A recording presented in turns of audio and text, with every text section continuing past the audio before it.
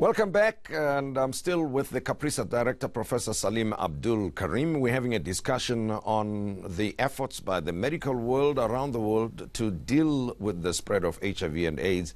And this discussion was sparked by the breakthrough that was announced recently about the London patient, as the patient is called, who it was declared is now HIV-free after having lived with HIV for some time. Now, Prof, we are talking about a viral infection here, and there are different types of diseases that are caused by viral infections, but we don't hear of those diseases being cured except for being managed until the next time around. One that comes to mind is the common flu. Why are you looking for a cure in the case of AIDS? You're absolutely right, Tim. When it comes to bacteria, we can readily talk about curing them because the antibiotics we use kill these bacteria, and so that they are no longer causing an infection in the body. So with bacteria, we can do so. However, when it comes to viruses, it is much, much more difficult to kill these viruses because they hide inside the human cell. So because they hide inside the cell, it's hard to get to them without destroying the body's own tissue. So when we look at the spectrum of viruses that we have had much greater success in developing vaccines against viruses than we have in achieving a cure. Vaccines are able to prevent these different viruses from causing infection because the vaccines mimic those viruses, and so the body develops antibodies and memory against this infection. When it comes to a cure, there are only a handful of viruses that we can actually cure. One of the most recent cures that we have against a virus is a virus called hepatitis C. Now, hepatitis C causes jaundice. It's spread largely among people who are using drugs, intravenous drug users. In South Africa, we actually do not have much hepatitis C. But hepatitis C today is curable. It's curable with a simple regimen of drugs that you take for a period of 6 weeks, and that's it. It clears the body of this virus. And this has given us hope. It has given us hope that if we can do this for hepatitis C, surely we can do this for other viruses too. And so that's why we have this big search on for a cure. There are also studies underway looking for a cure for other viral infections. For example, herpes simplex. Herpes is a real challenge because it causes so much of disease. So we're trying to make a vaccine against herpes. We're trying to cure herpes. There are many others, measles being another example. So all of these viruses, right now, where you have a vaccine, there isn't that same degree of pressure for a cure. But in HIV, because we don't have an effective vaccine, we really need to continue the push for a cure. Well, I mean, and I'm asking the question to differentiate between the cure and the vaccine. If you can update us then on the amount of work that's been done to find a breakthrough when it comes to a vaccine. Is there any such vaccine that's been tested anywhere in the world and that seems to be offering hope? So right now, there are many different candidate vaccines that are being studied. We alone here in Durban are studying 3 different HIV vaccines to see if they work in preventing HIV. So let me just take one step back. What's the difference between a vaccine and a cure? So a vaccine is something you give somebody who does not have HIV infection, and it is intended to protect them from ever getting HIV infection. So that's why we talk about a vaccine. A vaccine is preventive. It prevents somebody from getting the infection. However, a cure is something that you give somebody who already has the infection. Vaccines tend not to be very helpful in most instances when you give them to people who already have the infection. However, in the field of HIV, we are looking at both developing a vaccine to protect people from getting HIV, and we are trying to develop a cure so that those who have HIV can be cured of this virus. So that's the difference between the two.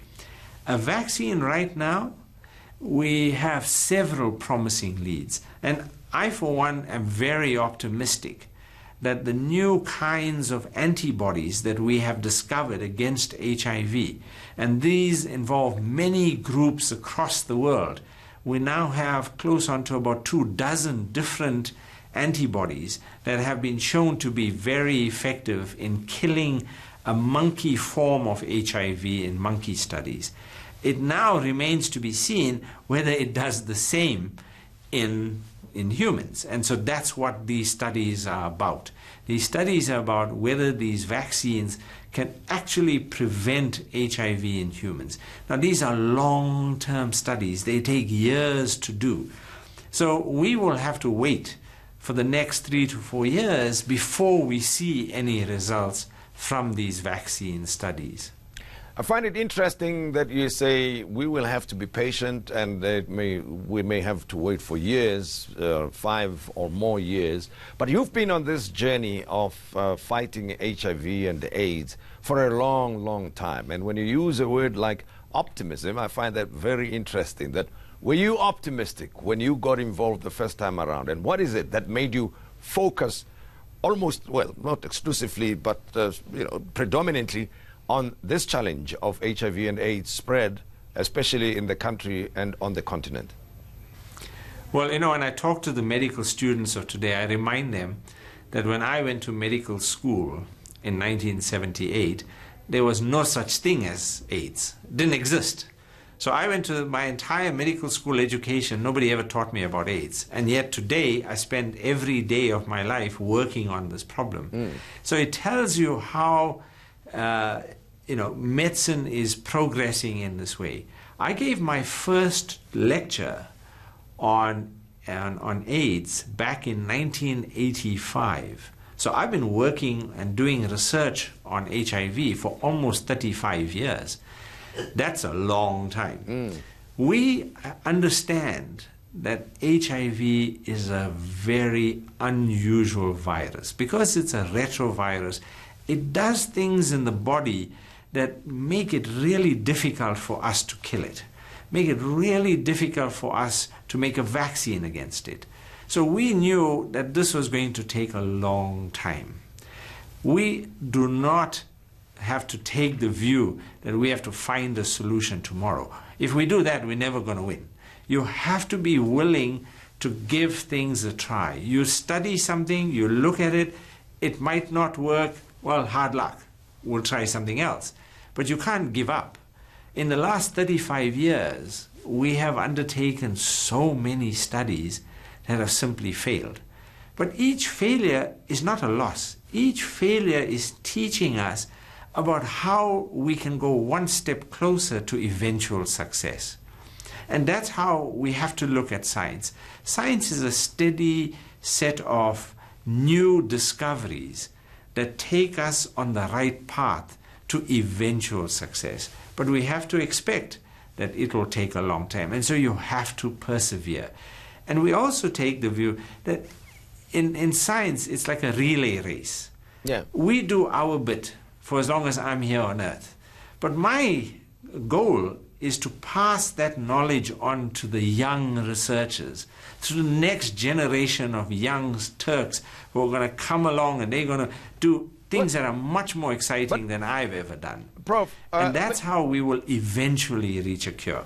Now, please tell me this, because, HIV/AIDS used to be a very big public issue in South Africa. It still is. Money is allocated towards it. But, we've got other set of challenges that we're focused on much more, right? To the extent that even the public might be slacking off when it comes to individuals' responsibilities of avoiding contracting HIV and AIDS. One, I want you to tell me how, as the fraternity, you managed to reduce the spread of HIV/AIDS in the country, and number two, what we still need to be attentive of, or very careful of going forward around this challenge? Yeah, I mean, there's no question that HIV ranks among our highest priorities in our country, together with the challenges of unemployment, poverty, inequality, and corruption. I would add HIV, clearly in the list of our most pressing challenges. You have to look at it that way, because the number one cause of death, the number one killer in South Africa, is the combination of HIV and TB. HIV and TB, between them, are number one and number two killers in South Africa. And that's slowly changing now, because the availability of antiretroviral drugs is reducing the number of deaths from HIV. But still, they are major killers in our country. But also, when you have a country with 7.4 million people living with this disease, you have to find a solution for it. The solution has to come from us, because the problem is biggest with us. 1 out of every 5 people living with HIV in the world lives here in South Africa. So that challenge we have to rise to.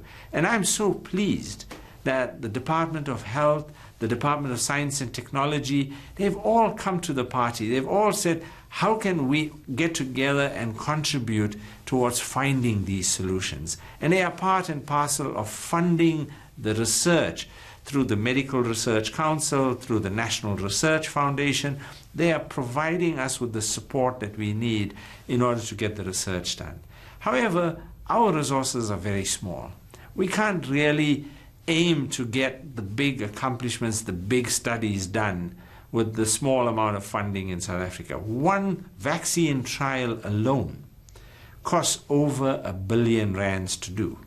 So we have to depend on not just doing it alone, but doing it in partnership, doing it together with organizations in the US, like the US National Institutes of Health, the European Union through the EDCTP, all of these parties. We have to look at coming together to solve this problem together. And I'm very pleased that in HIV we've managed to do that to quite a large extent.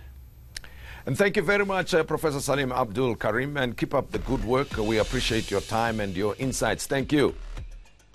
After the break, we will be turning our focus to the cost of energy generation in South Africa and asking the question, IPPs versus coal, which is which and which one is the most effective and efficient? Stay tuned.